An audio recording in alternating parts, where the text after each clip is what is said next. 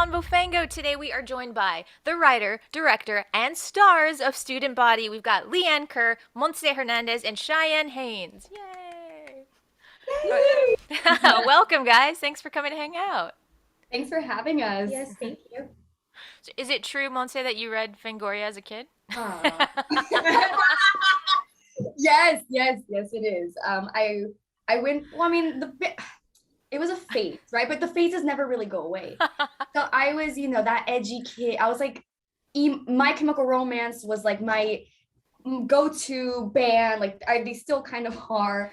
I was that person, and like I was like not like other girls. Like I was reading Victoria, like in the fucking schoolyard. Like I was, Yeah. Thank you. Yeah. I love that. That's amazing. Also because I'm still that girl. Like all these years later, like I grew up to remain that girl. So I mean I'm here for it. Yay. I just, it's like concealed. Like it's still there, but now it's just like no way. I'm like I wear it like outwardly and proud, I mean yeah. I feel like Leanne would agree with me given she wrote a freaking slasher, right? Like Listen, the pros of adulting is that you can just be like, look, this is my personality, and I don't need high school to say that it's not cool. So, right. Yeah. Exactly. I think that's one of my favorite things about getting older, honestly, is like every year you kind of give a little bit less of a shit, and you're like, this is just who I am, and this is what I like, so that's it. Basically. Amazing. All right, you guys want to tell us a little bit about what Student Body is about? Sure. Oh, yeah, I'd love to hear from Montse and Cheyenne's perspective, but for me, it's just about a group of young kids, especially a young girl named Jane, who are trying to figure out her place in this high school, and in the midst of that, some unsavory things happen with a teacher, and at the same time, Jane is trying to stay connected with her childhood best friend, Merritt. And then, one day after school, and they decide to play a prank, the kids end up in the school and aren't really able to get out, and things take a darker, more slasher genre turn from there. So that's kind of an overview from me, but I'd love to hear from you guys what's kind of like the basic story for you. You have to say popcorn before you throw it to them, I think, right? Oh, right. Oh my gosh. All right, popcorn, Montse. All about to do rock, paper, scissors with Cheyenne. Okay, Student Body is everything Leanne said, and for me, it's really, it's so fun, but also I love what Leanne did about incorporating a really important topic in there as well, about, the struggles that high school girls have, and having friends who don't believe them when crazy things happen and appropriate things happen. And I think that's a really big thing I know it was a really big thing when I was in high school. So I really like the message of finding, your own voice, but also, trying to stay away from those people who don't believe you and who don't have like their best interest in mind for you. But overall, it's, it's a lot of fun. It's a lot of fun. Nice. Popcorn, Cheyenne. Yeah, what everyone just said, and it's like a coming of age story, and it has a lot to do with friendship. I think everyone's had those people that when high school comes, you either grow apart from your group or grow into it and decide to be influenced by certain people or decide to be your own person. I've definitely experienced that. I think it's something that everyone can relate to. And, it definitely looks at the good and bad in everyone's personality. Like, it's not just a black and white, good versus evil thing. People have aspects of their personality that can be helpful in some situations and not helpful in other situations. So it really gives an interesting perspective on personalities and how that can really affect the consequences of your life, even just from a high school standpoint. Yeah. I love that. Also, I feel like it focuses a lot on like the horrors of being a teenager, right? But not Yeah. just a Mhm. teenager, but the horrors specifically of being a teenage girl. I mean, I've never been a teenage boy, I've only been a teenage girl, but I feel like there's like all these things about it that people don't think about, and it's just kind of our norm. Like we're conditioned from a very, very young age, and that's just what we're used to. So a lot of times it doesn't even get talked about because it's like we've all had these experiences and like girls being sexualized from a very young age. I remember I was like way too young to even have my mind think on that level the first time like some creepy older dude like makes a weird comment to you or something, and then suddenly like in that instant like everything changes and it's like, oh, that's not like a friendly old uncle kind of guy, that's like something like shifts, and it's a weird thing that happens, and it's just normal for us, and that sucks. No, 100% sucks. Kind of, and I would say, well, no, it does kind of ruin your whole just idea of what like high school and just like, being a girl is. Like you go from thinking like, oh, everything is, great, you're just going about your life.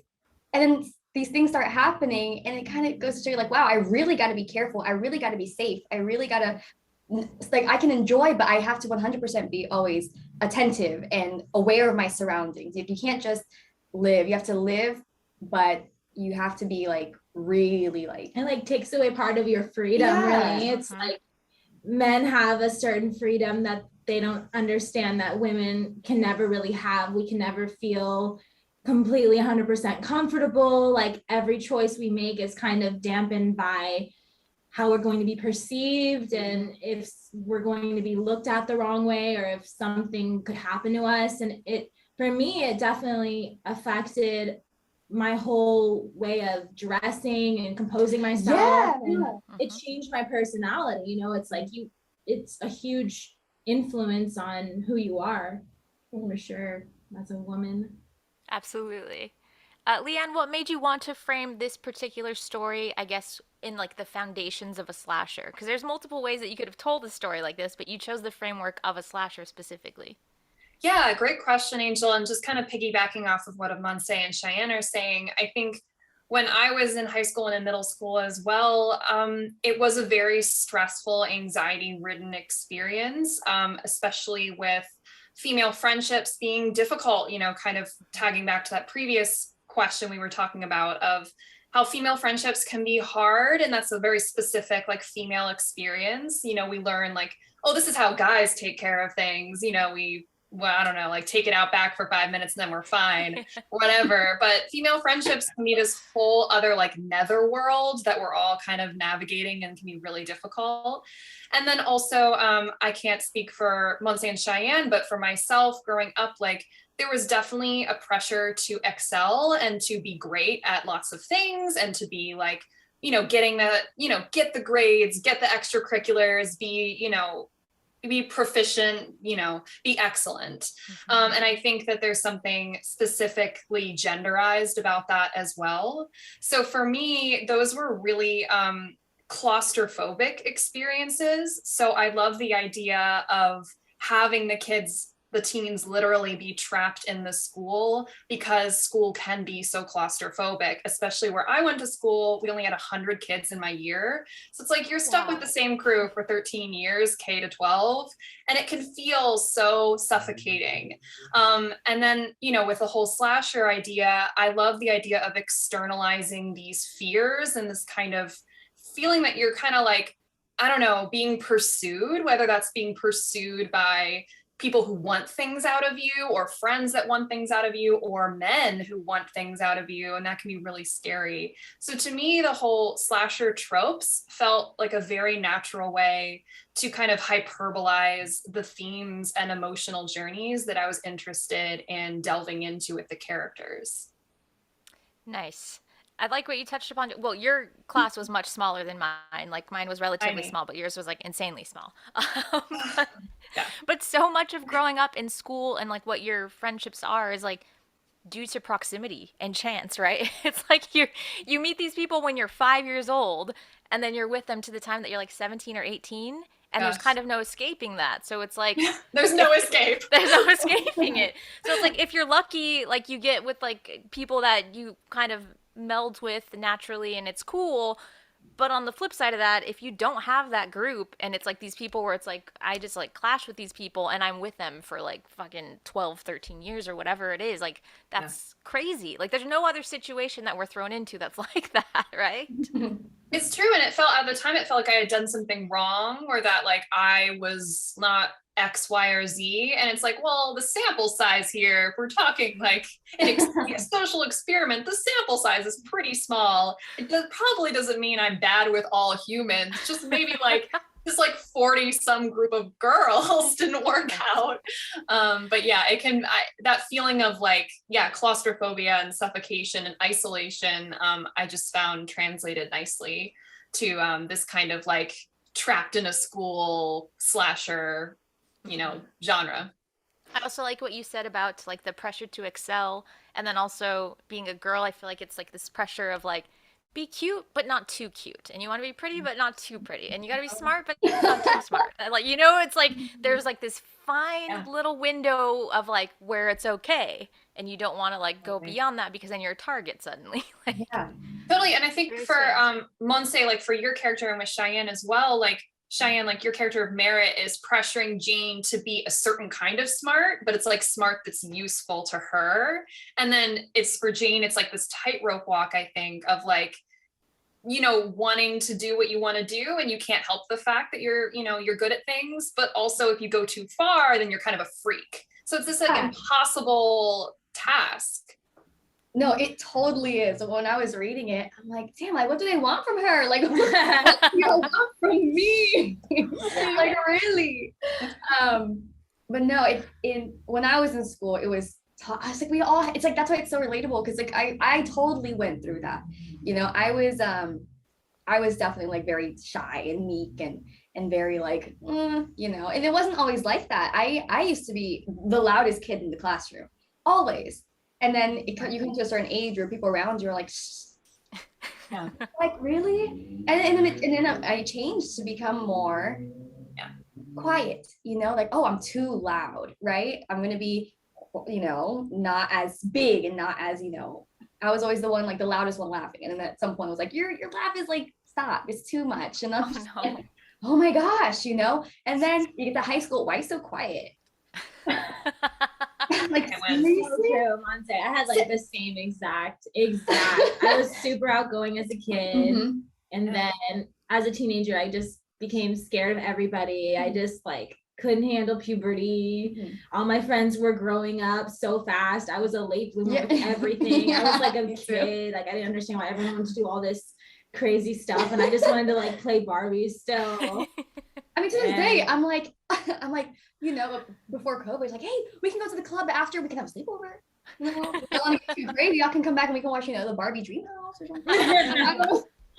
That's true. I don't know if this is the same for you, any of you guys, but I also felt that, at least in my experience, the guys were allowed to be loud and funny. Like there were a couple of guys that were like, like they would say what they wanted and everyone was like, ha, ha, ha. Like the guys were allowed to be that obnoxious, not obnoxious, but like, sometimes obnoxious. They're obnoxious, but like they're vocal, they speak and people are like, oh, hilarious. But I felt, I feel like it seems like you're saying the same thing. Like my outgoingness when I was younger, when I translated it to being a little older, it was like, oh, like you're not one of the funny guys, so you probably shouldn't comment like that, Yeah. I think it's still like that to this day. Like as a kid, there's a certain age where all kids are the same and I don't feel like they are judged by their gender as much. And it's like, oh, it's a cute kid. You can do whatever you want, get away with saying whatever you want.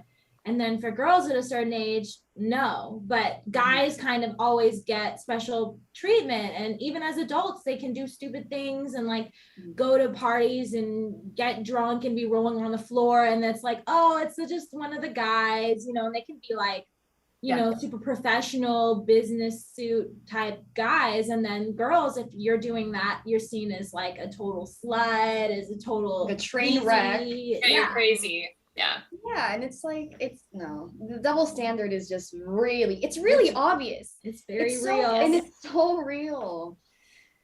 And I think it's like the rules change for girls at a certain age, but no one tells you that and no one explains it to you. Just all of a sudden you're getting berated for doing certain things and you're like, I don't understand why these rules are applying to me, but not to these guys. Yeah, and also it's just a shift. Yeah, and then on top of that, you know, I feel like there's that pressure to be like an example. Because you know, like I was good at everything but math. But like my whole thing, like when I was in high school, was like I have to do good. You have to get the best grades. Because I'm not only because you know as a Latina, like I'm not only representing like myself as a person, like I am representing a community who has a statistic, you know, to like not be great, you know, and so like that was another thing that was like writing on my background, just like, oh my gosh, like I have a community to represent, like I have to prove that we're not all like that, we're not just a statistic.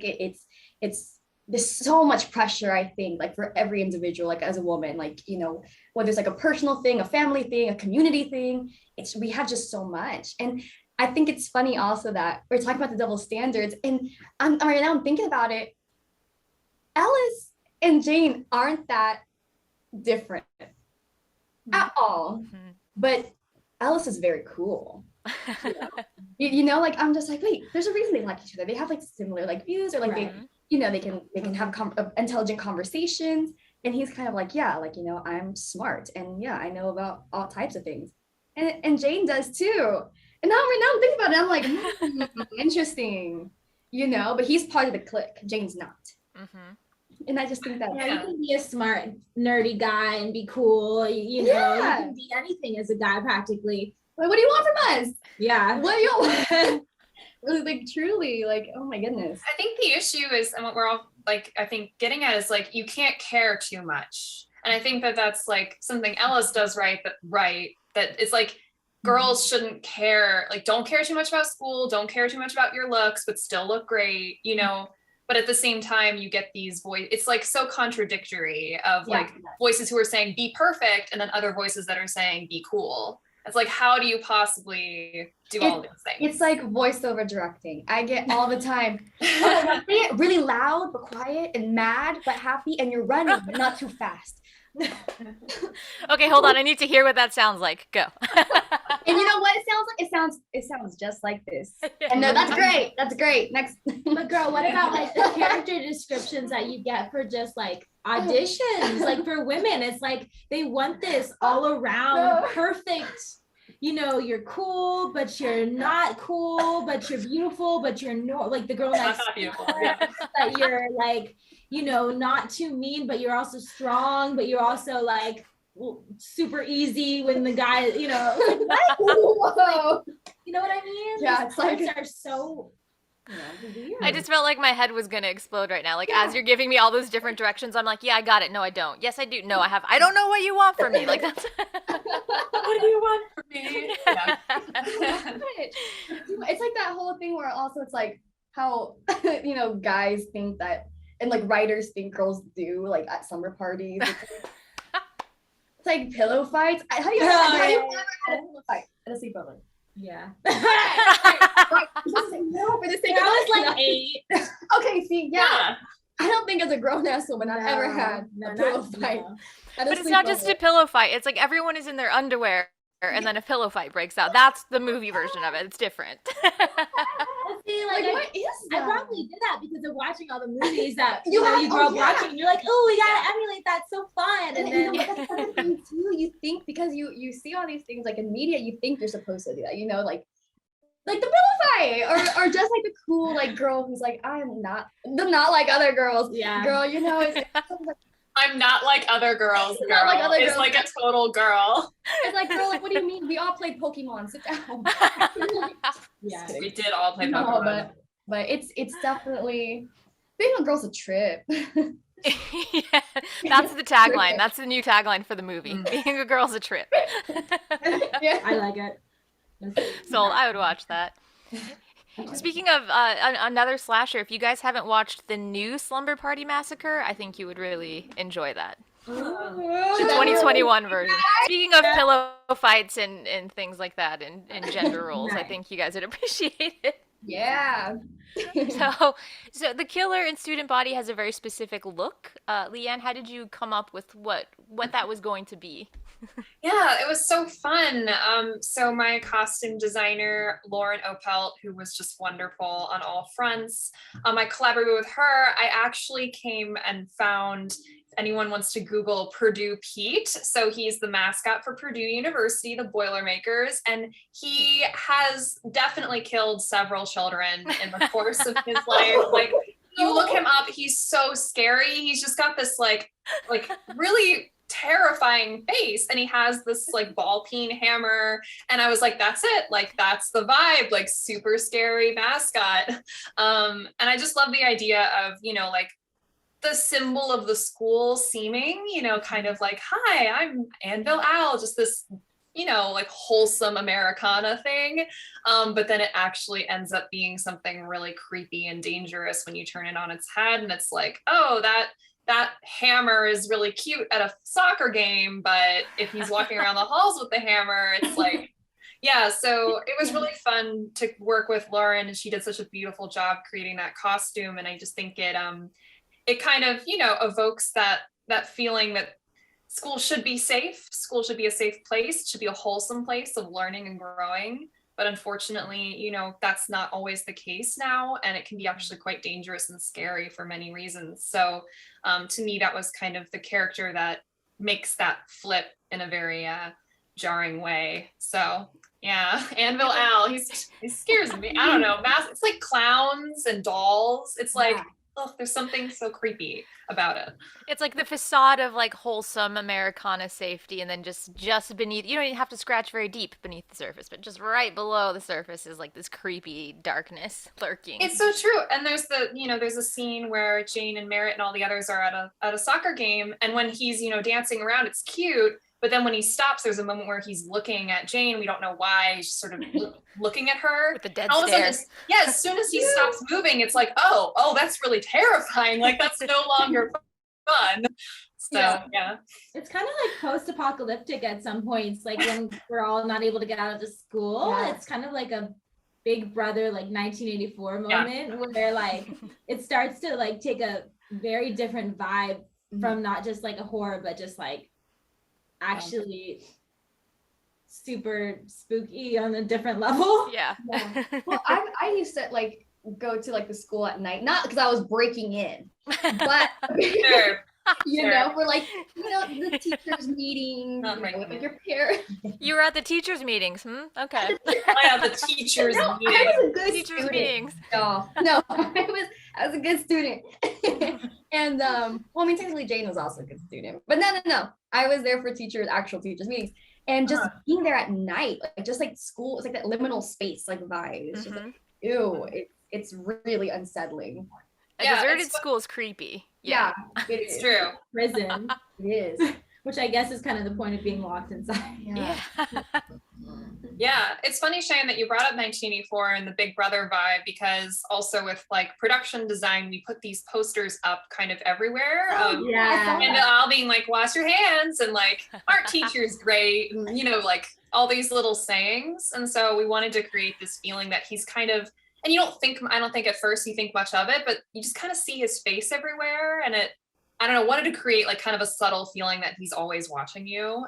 So that by the time when they get locked inside, it's like, oh, he actually is watching us. It's like a subconscious vibe of just the omnipresent, creepy. Yeah, definitely Big Brother, as Cheyenne said. Yes. I love that like vibe. I'm so into all those kinds of movies and books. So it's like very, very much my vibe. I love when it gets like his voice booming over the loudspeaker and stuff.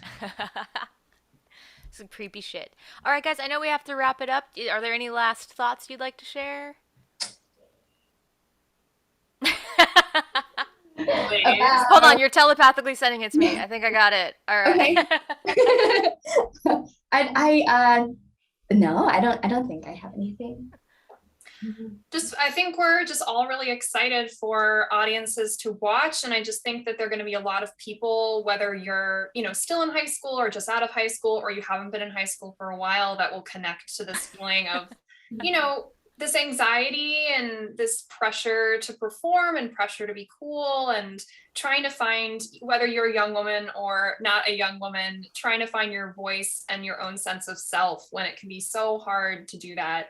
So I just hope that audiences feel connected to, you know, especially, you know, the friendship, I think, between Jane and Merritt, Cheyenne and Montse's characters is just so compelling, and to me was just so human in how they portrayed it. And so, you know, like oddly touching in a way, even when it's difficult. It's such a difficult relationship for them. So I think that friendships are relationships that aren't often talked about in film. It's usually about romance. And for me, the central relationship of this film always was between Merritt and Jane and their friendship. So I just think that audiences will really be so connected with their characters and their journeys, and just feel very excited for people to see it. And to see them, these wonderful actors. Also, I have to say I was so excited to see you guys on camera together, because I only know you as like these characters that are friends in the movie, you know, and I'm like, oh, and here you are together, not in two separate squares, and it's like you're having a slumber party, and I love it. And you know what? As soon as we hang up, we're gonna go right to that pillow fight. So naturally, obviously, what else would you be doing? What else? All girls do all day. It's a wonder we get any work done with all the pillow fights we have to do. Pillow fights, not the laughing. Actually, we do laugh way too much. Yeah, We do. We're together. We cannot shut up. No, that's great. There's no such thing as too much laughing, right? That's not. All right, guys. Check out Student Body, available on digital. I'm excited for everyone to check it out.